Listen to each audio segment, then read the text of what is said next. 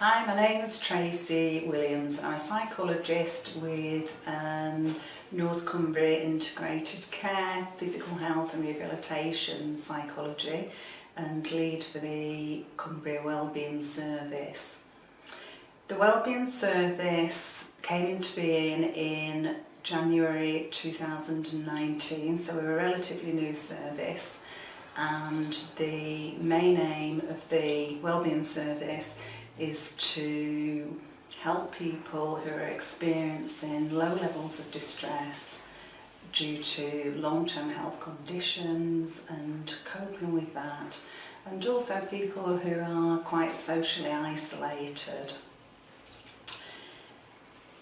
The Wellbeing Service decided this year that we'd like to initiate a project that would bring people together. So the whole idea was to reduce distress, reduce social isolation and promote people collaborating, coming together and working on a project together.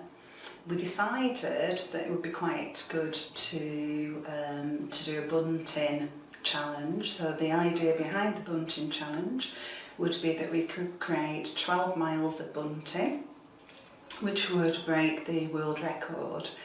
If everybody in Cumbria submitted a flag, a bunting flag, then we'd have 498,888 flags. To make 12 miles of bunting, we just need just over 80,000 flags. So if everybody contributed a flag, we'd have well in excess of what we're aiming to do. As we launched the project, we unfortunately launched it just prior to the COVID-19 sort of crisis here in the UK. And we sort of deliberated about whether this was the right time to sort of continue with this project or whether we should put it on hold until after the current crisis. But we decided on balance that it might be good for us to go ahead. It will be more of a challenge for us at this time, but if we can get people working together, even if that's virtually working together, that would be a fantastic thing to do. And hopefully it will bring a little bit of focus, it will bring some joy into people's lives at this time. It's something that everybody can get involved in, so it doesn't matter how old you are, what your ability is, everybody can make bunting. We've created 1 or 2 videos to show what can be done and how people can get involved. So anybody can get involved in making bunting flags. The flags, all that we stipulate is that the flags need to be of a uniform size. So the flags need to be 19 centimetres across and need to be 25 centimetres down, so vertically through the apex. Each flag needs to be 5 centimetres apart from the next flag when it's joined together on the bunting line.